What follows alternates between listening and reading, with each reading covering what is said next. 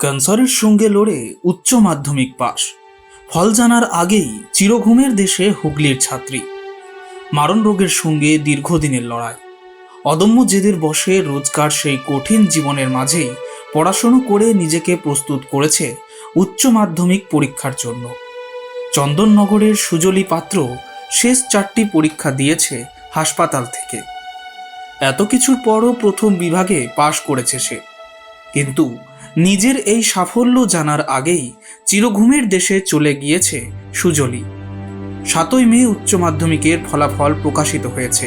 তার ঠিক 10 দিন আগে 28শে এপ্রিল মৃত্যু হয়েছে সুজলির।